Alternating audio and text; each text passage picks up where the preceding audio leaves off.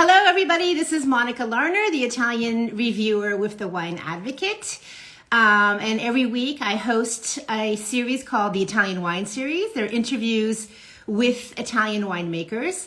And I'm very excited today because we have an estate that is really a gem, an up-and-coming estate in the region of Bolgheri on the Tuscan coast. It's called Tenuta Argentiera. And we will be speaking today with the owner, Stanislaus Turnauer, I think you pronounce it like that, but he'll tell me, and with the winemaker, Nicolò Carrara. So we will get them hooked in immediately, and I'm really looking forward to this because they have some very exciting wines to share with us and news to tell us about. Okay, so let's see. I will see if I can find, there they are. Stanislaus and Nicolò. There they are! Hello. Hi, good morning or good afternoon. Good morning to you. Good morning. You look wonderful. Everybody, look at the wine behind you. Yes, we have tried to stage it a little bit. You did well. You did well. Listen, so to start off, we are going to have quite an hour. I'm very excited to speak with you, mostly because I can't wait to talk about the Tenuta Argentiera, the beautiful property that I've had the great fortune of visiting several times and have seen over the course of its evolution. And it's been quite an evolution. And you are located in the region of Bolgheri on the coast of Tuscany, which is a whole other discussion that we'll have about this fantastic territory. But before we start, I just wanted to ask both of you, how are you? How have you been during this past year of surreal year? What have you been up to? And tell us a little bit about your coronavirus experience, your coronavirus life. Oh, shall I start? Yes. Yes, please. Okay, well, that's a very interesting question because obviously for all of us, it has been a difficult time on the one side. And when Corona really did break out, I used to be on skiing holidays with my children in Austria. And that was just the time when the border started to close. And so the beginning of that time, we spent in a village in Austria, in a ski resort. And we felt quite lucky, actually, at the beginning, not knowing what's going to come. And then we after the lockdown, we were kept there and we couldn't wait to come back to Bulgari, which finally took place after some maybe 1.5 months. And we came here. And I have to say, to come back to Bulgari was a little bit coming back to paradise, even though obviously it was a very difficult time and it was hardship for people. But to be here in Bulgari, next to the seaside, with this warm climate, with the family, you know, having to be together every evening on the table, having discussions, I have to say that there was also a very positive part in this difficult situation. So the good thing of the bad part is that the family really came together, sitting together, discussing, enjoying the beautiful landscape of Bulgari, the seaside, the climate, the smells of the bushes and the flowers, and it was not that bad if we try not to think about all the other problems that came along with this situation. So we really have been in a privileged situation, and I'm not so. I'm quite positive about this time, about the past 6 months on the private level. So how was it for you? Yeah. I was here, so and I agree totally with Mr. Turnauer because it was a lucky place because of the Tuscany in general. And for me was quite a moment because I worked all the time. So I came because following the vineyards means to follow the vineyards. Right, to work in them.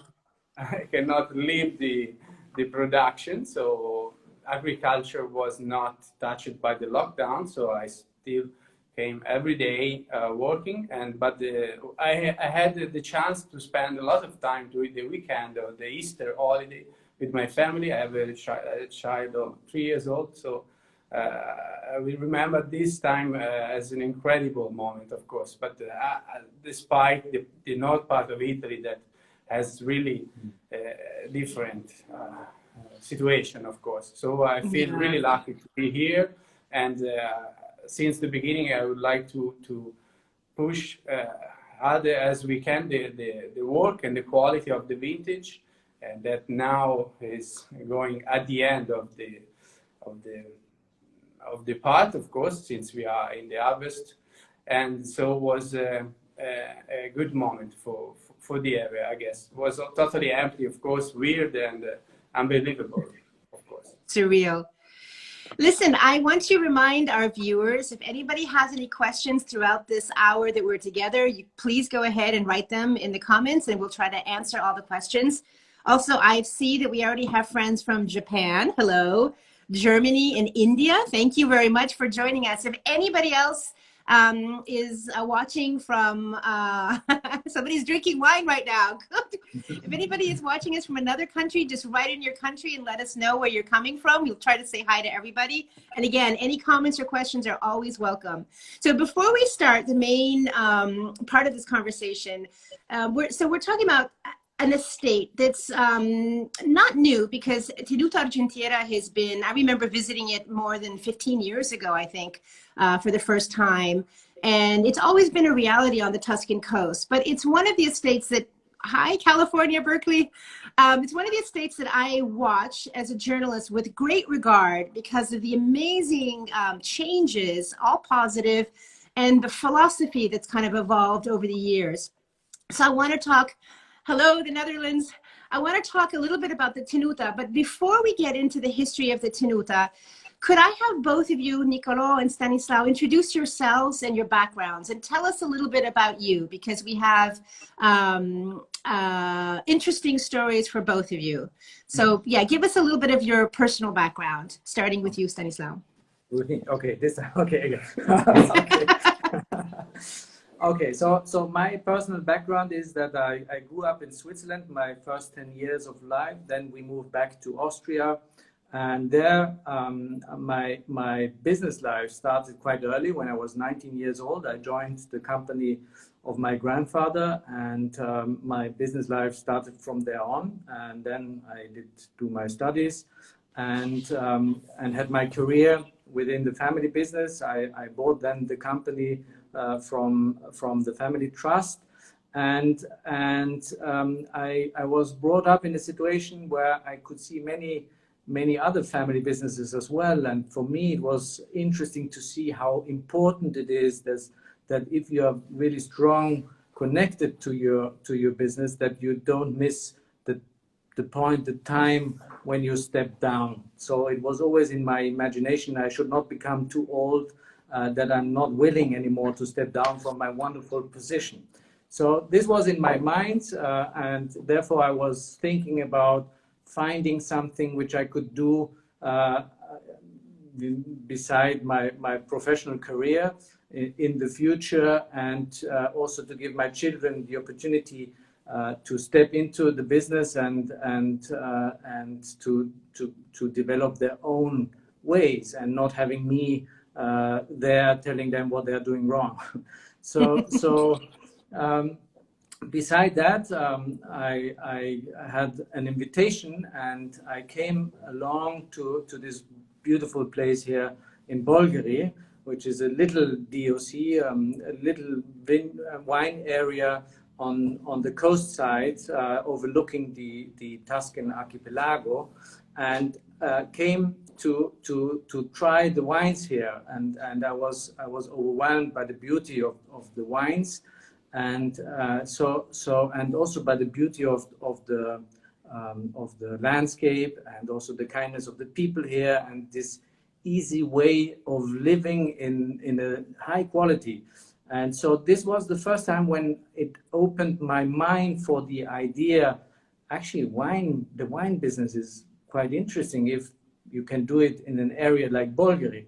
So this was the first semen for me to open my mind for the wine business. And then there was luck or coincidence, and I ended up becoming the owner of Argentira.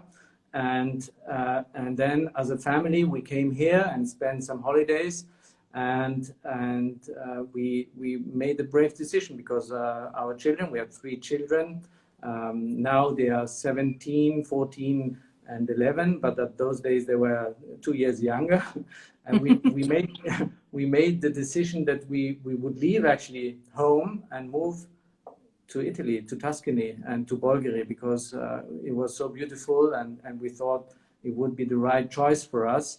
And so this decision of stepping down came a little bit earlier than expected for me, but it was just what we can say as a family from now, the best decision we could take together. So that's it's a beautiful decision. Yeah, yes, and I mean, obviously, yes. you mentioned your 3 children, so there's you know, legacy. You know, I don't know. I mean, maybe you have a 17-year-old, a 14-year-old, an 11-year-old. Anybody showing interest in wine and becoming part of the wine business so far? They're a little bit young, but yes. Actually, I've just heard a sweet story of my oldest son who told me that our little daughter, she's 11, said that actually she's going to take over the winery. Oh, really? Okay, good. Well, good. It's good to start them young so they know what to expect. Yes. No, correct me. I remember chatting with you, and it was pretty amazing because you actually did a lot of research looking at different areas of Tuscany for a possible investment. And, you know, you looked at appellations that are more storied, like even Chianti Classico and other places. So the choice of Bolgheri is a little bit out of the box, I presume. And what were the final decision-making factors that led you there to the coast of Tuscany? Yes. I'm not so sure if it's out of the box. I think Bolgheri is really already very well known. It's the birthplace of the Super Tuscans. It's a small denomination, so it's only 1,200 hectares, so it's really exclusive. It has this beautiful surrounding, this amphitheater that really protects the vineyards, the coast. We have the sunlight, we have the reflection of the sea, we have the Mediterranean scrubs, the smells that are here. So and then you taste the wines and you immediately fall in love. And for me, it was really this first impression of the wines that grow here in this preferred microclimate situation, and there was no way out for me. So I was really so impressed, and it was clear. So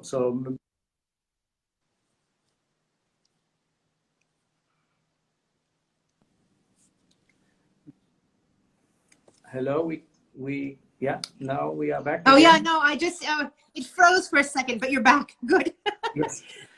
Listen, so, okay, so no, you're right. I mean, the other denominations that I mentioned are mostly focused on Sangiovese. In Bolgheri, Yeah. the appellation uses a mixed bag of grapes, many of them inspired by Bordeaux, but there's Syrah, Cabernet Sauvignon, Cabernet Franc, and Merlot, of course, very famously in the appellation. So there's more freedom for sure in a land that inspired the Super Tuscans. There's an enormous sense of aspiration of what a wine can be to create the best wines that Italy has, you know, under that, you know, given this territory and given that open portfolio of grapes that you can use. So, you know, it makes a lot of sense, especially as a new, you know, entrepreneur.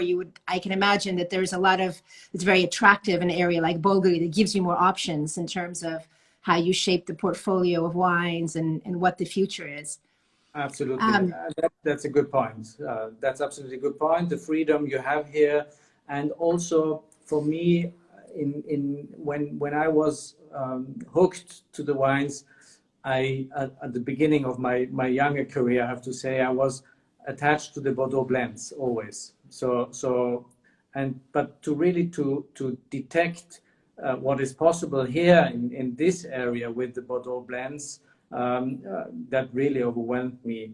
And I was not lucky to find yet my favorite Sangiovese, but I'm sure that there is one outside.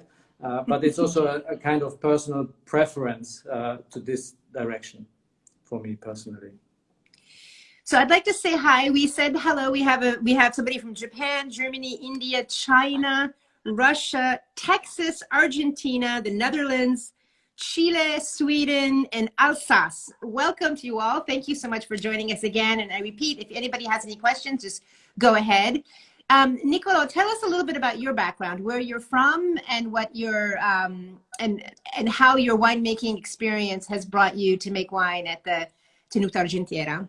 Yeah, I was born in the area, so I come from the coast here, not that far, like 10 kilometers up to Bolgheri. And my father is an agronomist, so he always grew me up in the countryside. So young as I don't remember, I fell in love with the viticulture, and then I studied winemaking enology in Pisa, in Agraria, and I started to travel a little bit around. I spent one vintage in France, one in Australia, and others in other parts of Tuscany, Italy, and Europe. And in 2009, I was extremely lucky because I was called by Argentira to join the team, and it was a new project. So I was really excited to start a new project almost from zero, not that much, but it was really at the beginning. And I was 27 years old, so I would like to start something new and with a lot of energy. And Argentina really represents an incredible chance for me. And it was also close to my family, so I soon accepted the deal. And I came here, joined the team, the beautiness of the place, of course.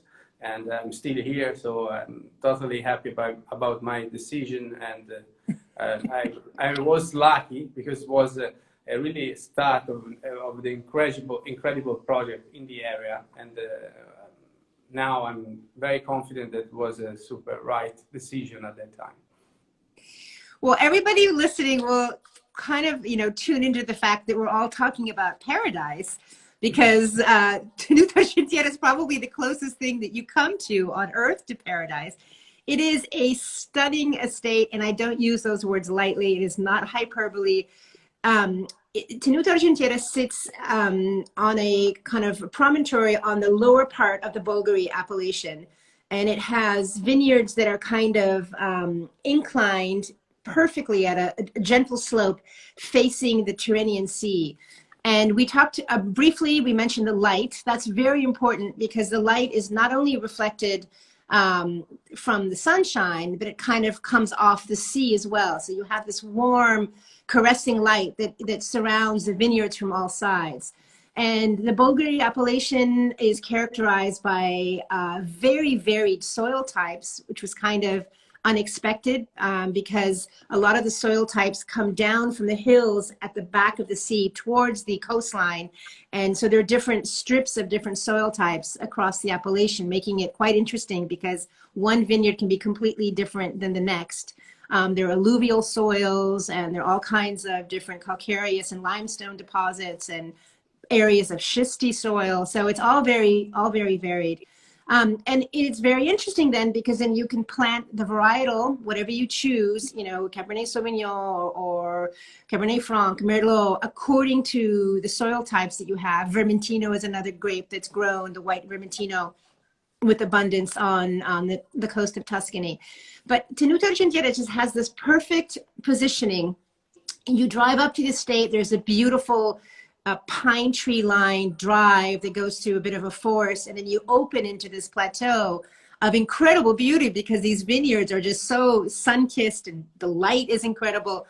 So I can see that from the point of the heart and the mind and the soul, it is an irresistible piece of Italian wine history. And as I said, one of the estates that we all look forward to with great anticipation, because the vines are now at a mature age. A lot of work has been done from the beginning to make sure that this vineyard is planted to the highest criteria. So now we're really in a position to expect a lot more. So I'm going to ask you both to tell me a little bit of your impressions of what makes Bolgheri different when we talk about the territory. What makes Tenuta Argentiera different, and why is Bolgheri so special in your views? Well, to start with, Tenuta Argentiera is quite easy to describe. Why we are unique is because we are at the southern tip of the denomination, so we are the closest to the sea and the highest in altitude. And also from the composition of the soil, we have really a great variety. We have calcareous, mineral, we have clay on the plateau you have been describing so beautifully. And we have also, because of this height, we have this differences in temperature. So actually 200 meters above sea level, we have maybe some 2 to 3 degrees cooler air up there than down at the coastal areas. And also the difference between during the day and the night gives us all what we need to have a soft and long-lasting maturity, so that we really can pick the right time for the harvest usually. And so all this microclimate with the sea breeze, with the sunlight reflected by the sea, with the soil composition, with the exposition of the vineyards, and also with this beautiful place, we have a huge responsibility that the products really come to the highest possible quality. And therefore we are really working hard to achieve that.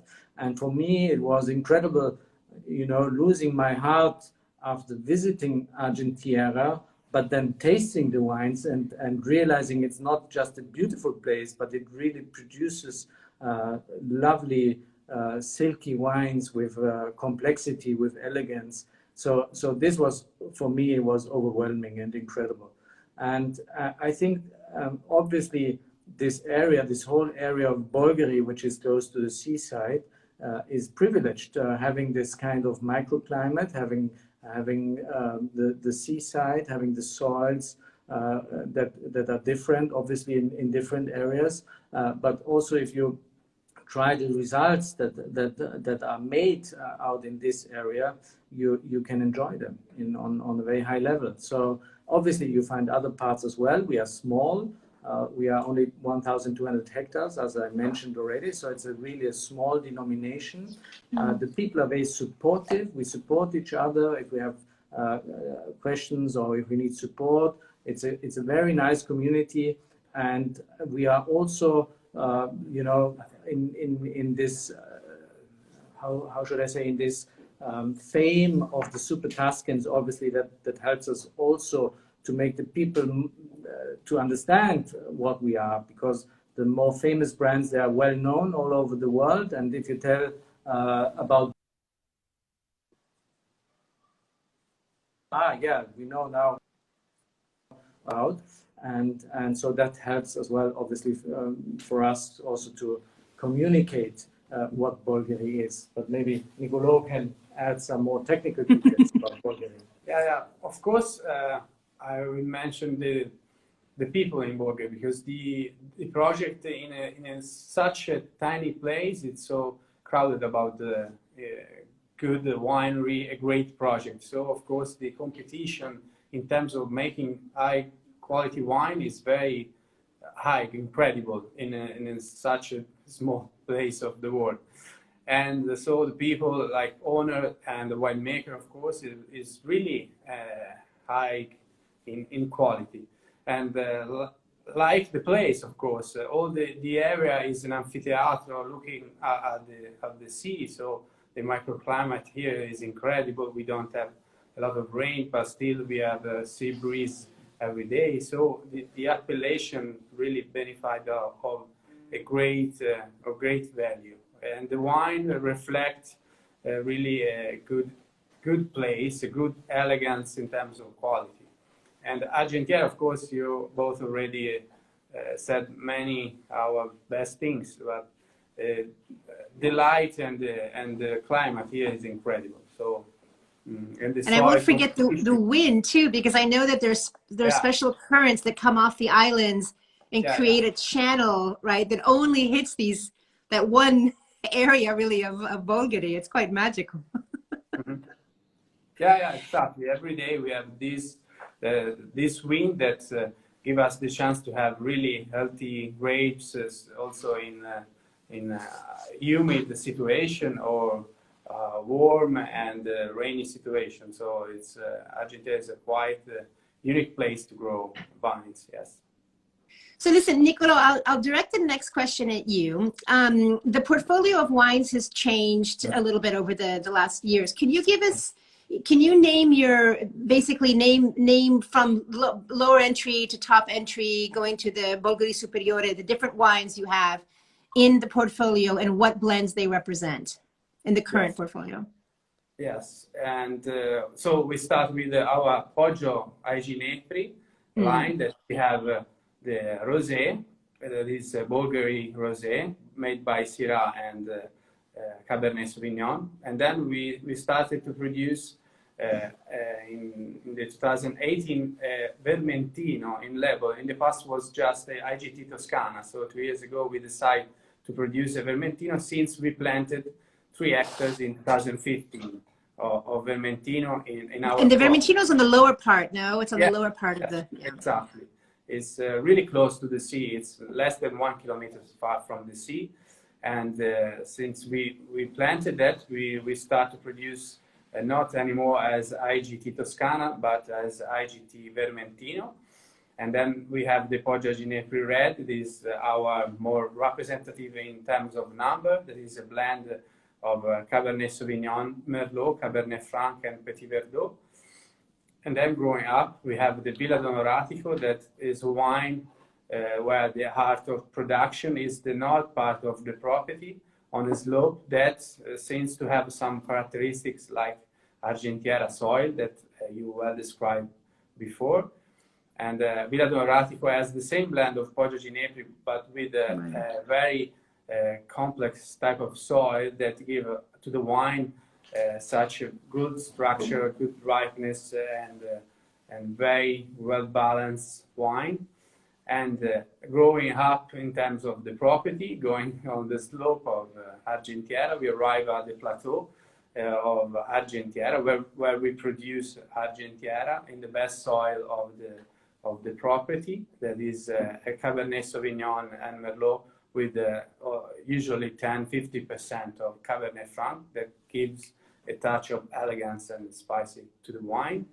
And then we last year we presented our single vineyards wine, that is Ventaglio, that is a new entry in the line, of course, and for us also a new concept, because it's a single vineyard. I have that. A special vineyard with a special shape that is the most important thing to describe the wine, because it's an hill surrounded by the vineyards. And so we planted in 2010 with the oak in the middle, and since the beginning we believed that was an incredible place. And also the quality of the grapes after 3-4 years showed us really an incredible attitude. And we decided since the beginning to develop a little bit our wine from there.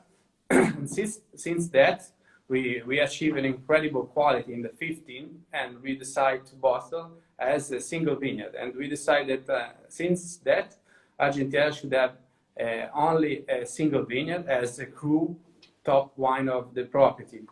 And the place, I remember that you have been there, it's really a unique place in Argentira property, of course. And we have I can't wait to talk about it. I have the box because I want to open it for our viewers. But I know that because the portfolio changed, you had wines that had like Ophelia, Maria. You had these other wines that were kind of named after some of the ancestors or family members of the previous owners. So it didn't make sense really. They were all top-end wines, but they were kind of competing with each other. So it made more sense to kind of focus and give more precision to the top end wine.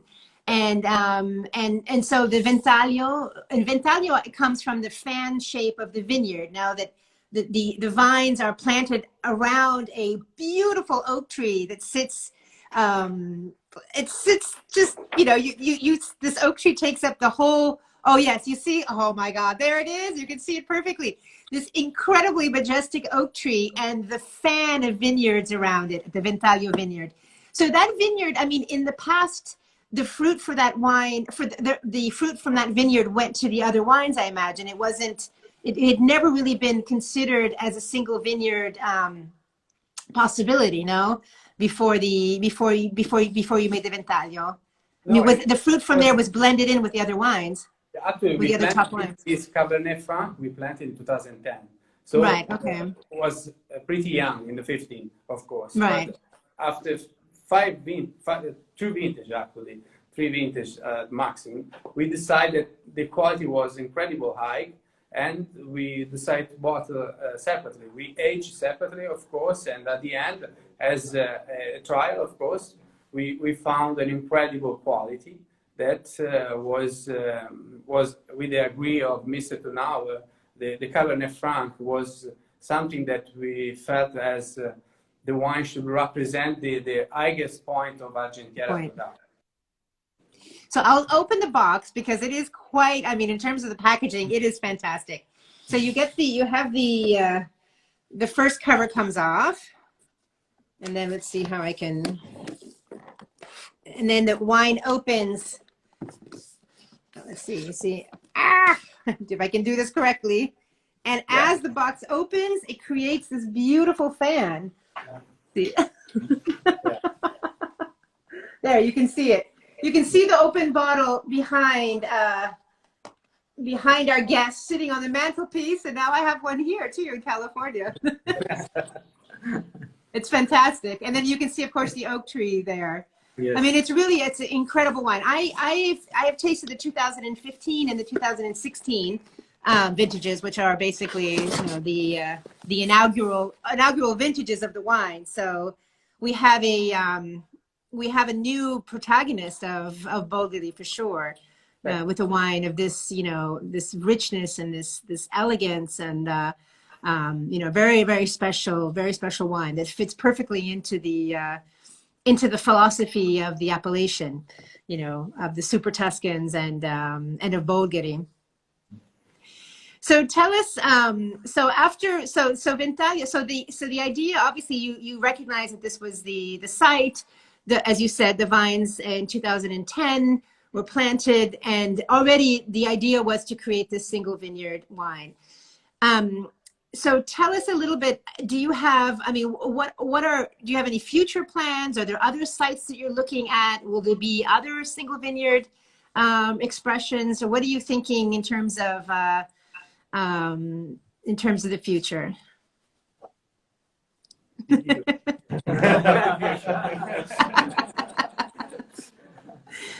This is pretty spectacular. Yes. So, as you mentioned, we were reducing the amount of our cru wines from the past, from the previous owners, because it was a little bit too complicated also to the market. And also, I mean, our flagship wine is Argentira Superiore, and we want to keep it. That should remain our really most important flagship wine. And obviously, to take out the fillets doesn't make sense. Beside that single vineyard of Ventaglio with the Cabernet Franc, it was so clear from the beginning for everybody that this could be a very interesting story to represent Argentira.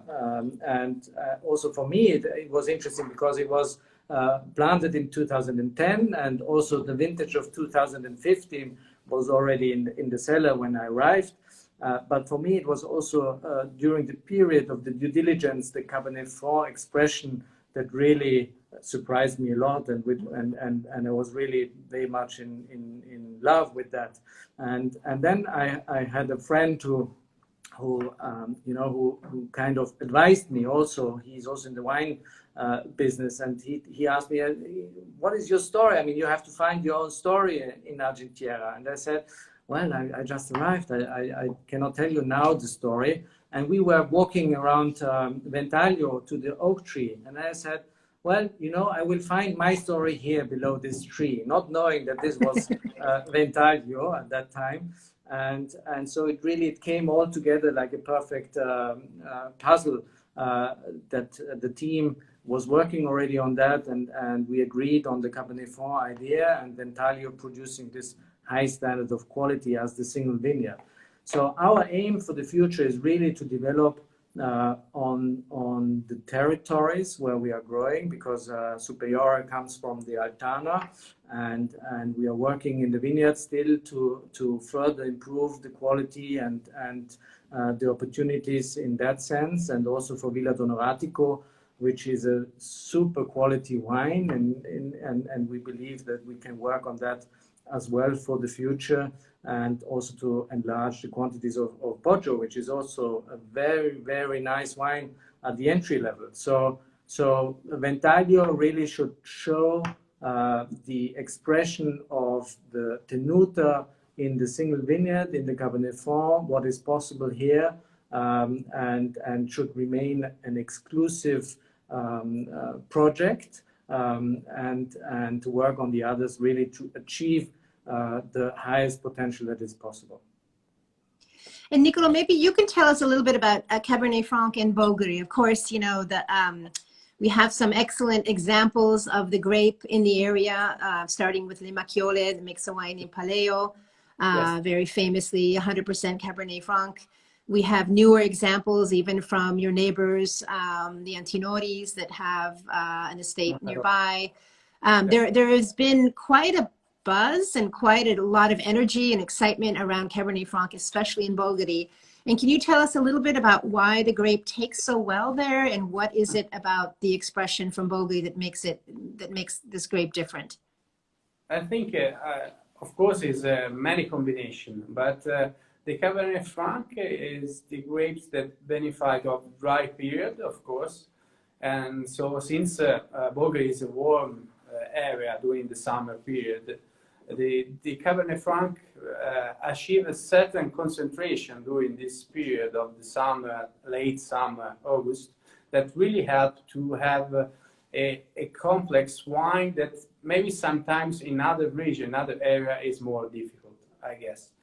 And since we have very good example in the area and good results, we really start to be focused on these varieties since also when we produced in the past the cru.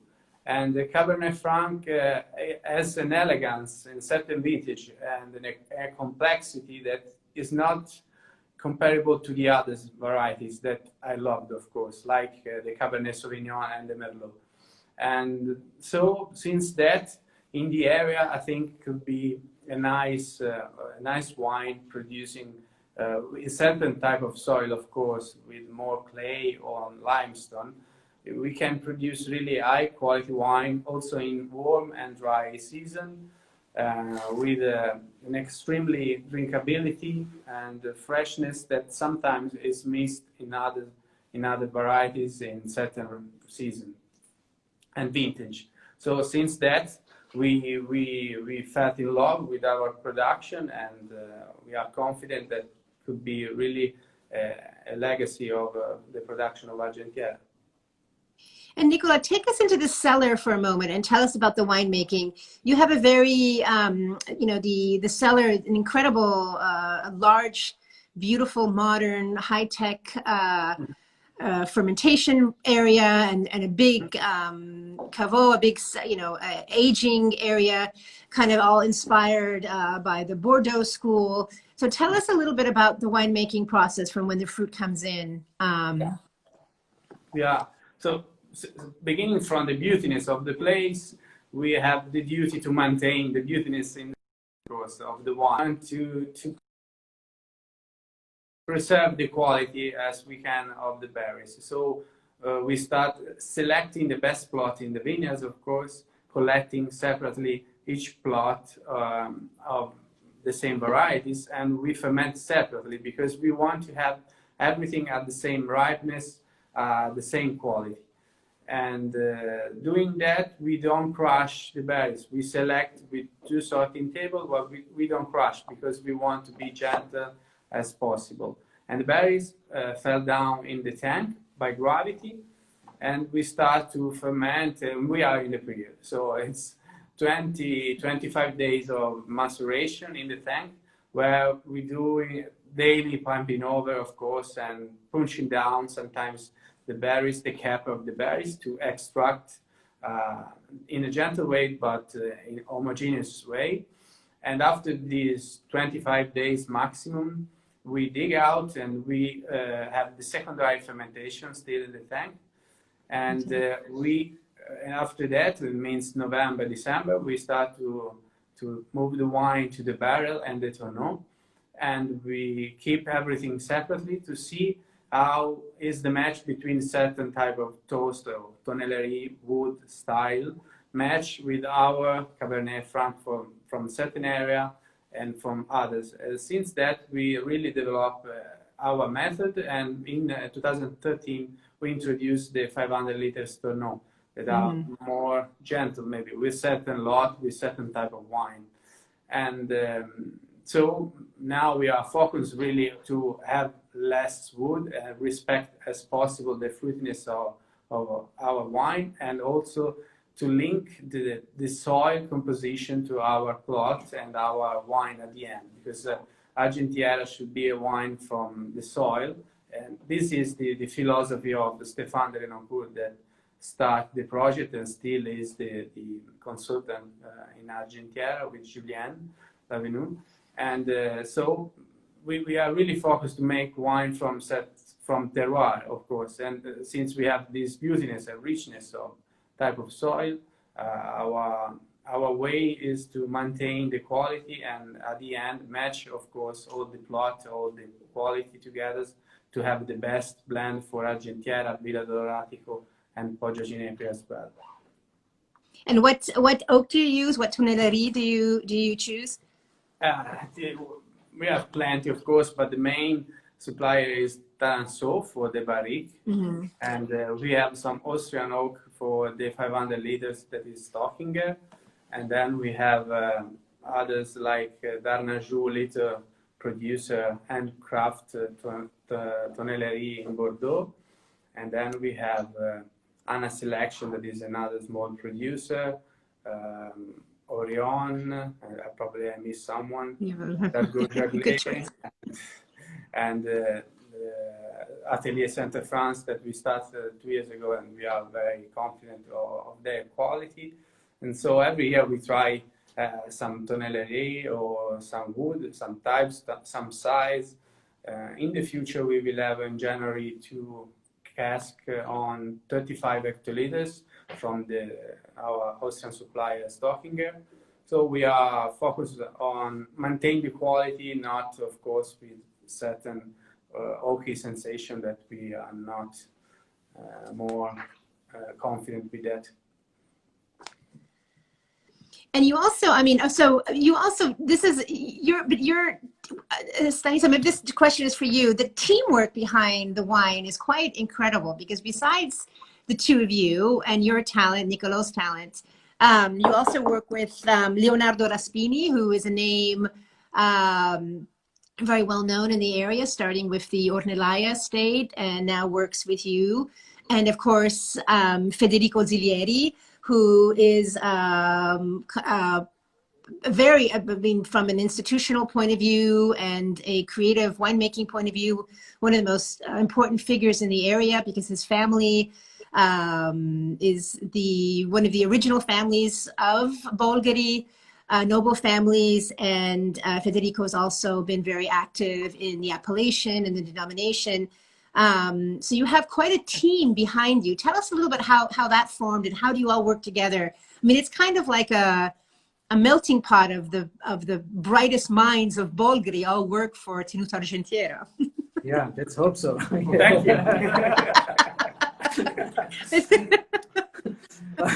But you're stressing a good point, because actually that's one of my passions, is really to create high performance teams, and to bring the people together and to see that with teamwork you achieve high goals, high targets, and we are really lucky because Bulgari is a place the people want to work, they want to come here, but we have already found a very strong ground with Federico as being the project owner basically since the beginning, and very well connected in Bolgheri.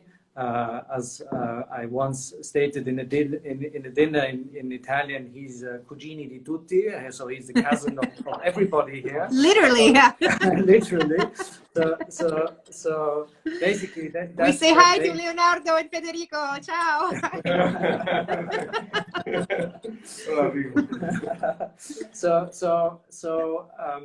And obviously also with Leonardo Raspini arriving at Tenuta Argentiera, we have completed a dream team, in my opinion, and that's really important also that we learn to accept different point of views, different angles, and really to be involved in the decision making together as a team, and I strongly believe that creates much better decisions than if there's only one person who decides everything, and I think that has been a good path, and it's also more enjoyable for the people when they are more involved, and the direction is on the right way, in my opinion. So team is a passion we all share together, and we believe that we can achieve better results as a team than if we would do our jobs all in our chambers alone. Definitely. Yeah, and as I said, these are the people that have kind of created the appellation to a certain extent and have definitely managed it. So, and created the prestige, and so, which brings me to another point about Bolgheri, because Bolgheri is one of the most important Italian appellations, certainly even in terms of the price of land and the race to buy land there, because it is one of the places that people want to invest in most. It's very precious, and the quality of the wines is terrific. I think that sometimes in foreign markets, maybe people have more of a perception of the super Tuscans and less of the actual appellation, which is the appellation of Bolgheri. But this is changing so quickly thanks to the work of people like Federico Zilieri, who has been really a champion of promoting the entire appellation together as this home of this container of all these incredible wines. I'm going to shift a little bit because we had a question about ageability and drinking windows. So maybe Nicolò, I'll transfer back to you for the Cabernet Franc, the Ventaglio. What do you expect in terms of a drinking window? How long do you think the wine will age? We have, obviously, the wine is a new wine. We have two vintages, the 2015 and the 2016, really to play with. So we don't have a big library selection of past vintages, obviously, but you must have an idea so far of what you expect in terms of the longevity of the wine. Yeah, of course. We wait the right moment to be on the market. So the release was done last December, and because we want to have the wine in perfect shape and drinkability. And so since now, and I really am confident of the next 20 years, the wine should be great, because the wine is still very fresh and very fruity after 5 years, and that combination of fruitness and complexity will remain a lot for me. So I'm confident that, of course, the next 10 years will be amazing to drink. Mm-hmm. Right. And I would say the same for the Superiore, the Bordeaux blend, the Argentiera Superiore. And we have more of a track record with that wine. I'm not sure how long it's been produced. What was the first vintage of the Superiore? 2004. Actually, 2004. maybe 2003, but there's very more amount. Yeah. So we already have a good amount of, and And what vintages are drinking the best? What are your favorite? What are some for both of you? What are some of your favorite vintages, if you were to do a retrospective? Well, for me, obviously, 2012 plays an important role because that was the first vintage when I arrived here to taste the wines. But then 15, 16, 18 incredible vintages that express, I think, a lot what Argentira stands for. But also, I have to say, we once tasted 2007. That was really impressive for me too. So we have a story where you can see the development of the wines. Obviously, after 20 years, the vineyards produce a different quality than from the beginning. But when you drink the younger wines in the rare occasions, you really can already see that they are beautiful wines for me. But 2012 is emotionally, and I would say 2016 and also for Poggio 2018 is incredible for me. And for you? Yeah, I agree with you, but I would like to mention also the 17 because on the technical part was probably the hardest challenge that I have here in Argentina because the season was really dry and too much dry. Really, it's really dry. We didn't have any rain until the 1st of September. That really helped the production, and the quantity was lacking, of course, but at the end, the balance and the elegance of the wine really surprised me. So, of course, 16 is the best production that we had, but 17 will be reminding my mind, of course, because it was really a challenging vintage, but the results were very good. Yeah. And the I mean, were you looking forward to 19? Well, yeah. That's the because Bulgari, in a sense, has its own microclimate. So it's not intuitive. For example, if you say that 2010 was a great vintage in Montalcino, which is not that far away, it's on the back of the mountains and the hills. And then on Bolgheri, it was a more difficult vintage. It wasn't as consistent as it was in other parts of Tuscany. 16 is a vintage that is just shown up beautifully across the board, beautifully in Bulgari, gorgeous wines. And 15 as well. 15 is a little bit more, it's rounder, softer, a little bit more this kind of big fleshy fruit. And compared to 16, which is always a little bit sharper, more direct, more linear, more focused. They're kind of two different personalities, but both excellent. And let's talk a little bit, Nicolò, since you are in the middle of harvest right now. How about 2020? What can we expect from this year?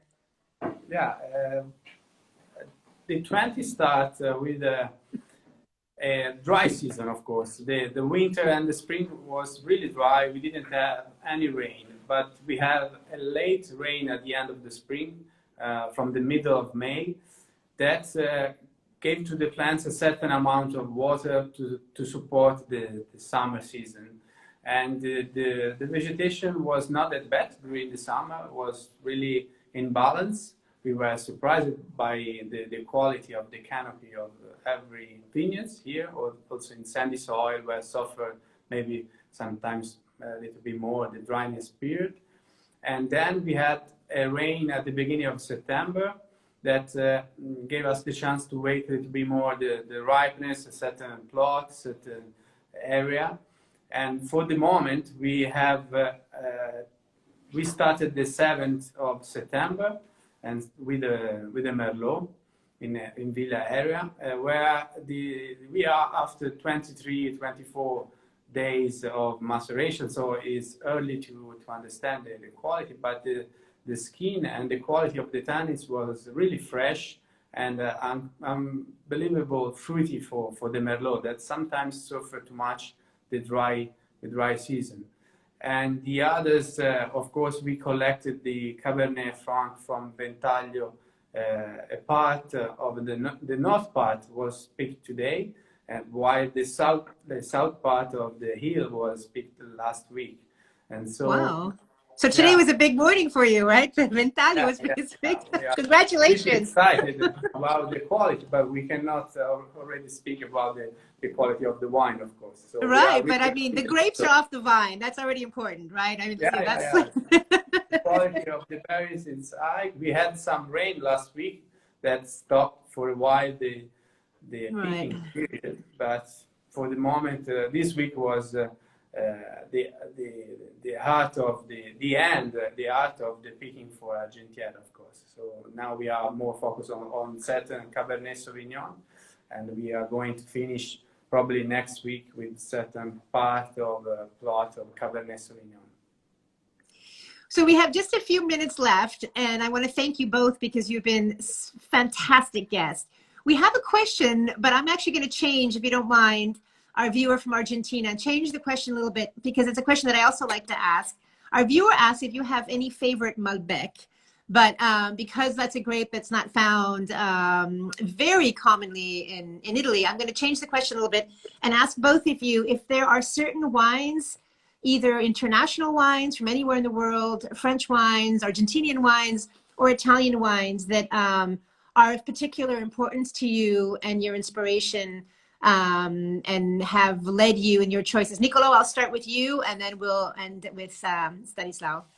Yeah, it's an hard question, of course. It's a hard question, I know.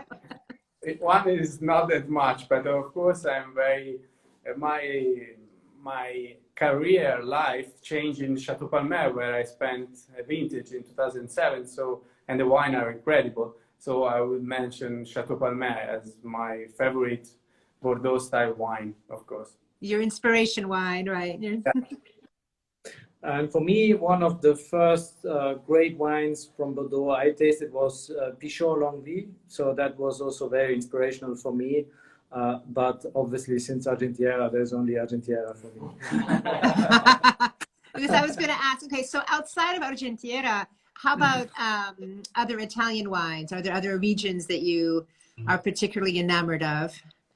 Yes, obviously we are scouting and discovering and learning a lot, and we are also doing team buildings and visiting other countries. We've been tastings, we've been to Bordeaux, we've been to Burgundy, and also in Italy we are now evolving, and there are interesting trendy areas like the Etna area, but also Montalcino, which is not so far away, and that's also for me interesting to dig deeper into the Sangiovese, and there are beautiful results obviously there.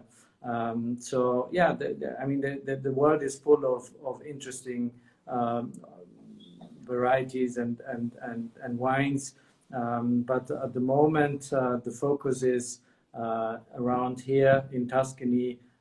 Also to look around in Montalcino, or maybe also into South Maremma to learn more about the opportunities in this area here. So there was a question about indigenous grapes. What are your favorite? That would be Sangiovese. We mentioned Etna, Nerello, Mascalese. So there are quite a few. Italy is very rich. It has a huge patrimony, genetic material of indigenous grapes. This video is being recorded, obviously, and then we'll put it up on the site. So you should be able to see it if anybody missed any parts at Wine Advocate, the Wine Advocate Instagram page. And on that note, I would very much like to thank you both, our wonderful guests, for joining us this week and for telling us about Tenuta Argentiera. It's been wonderful chatting with you, and I so look forward to being able to visit the estate again. I think it's a real taste of Tuscany and taste of Italy, and you have it there. You're so lucky. You have such a beautiful property, and there's so much potential. And I feel so privileged to be able to watch your evolution from my perspective. Thank you very much. It was a great pleasure for us too, and it's so kind of you to have these nice words for us, and we share something in common, I know. So the countdown is running, no? 35 days, and then we would have something in common, you and me. Oh, yes, exactly. We have a birthday. Yes. We do. I remember. Yes. One that I'm kind of not looking forward to, Yeah, but yeah, exactly. We are kind of hiding that, no? hiding that, exactly. Well, happy birthday, auguri, buon compleanno. And For you Nicolò, too. buona vendemmia, happy harvest. Thank Yes, you. thank Grazie. you. Thank All you the best. so much. Thank you. Ciao. Ciao. Bye bye. Ciao, ciao. Ciao.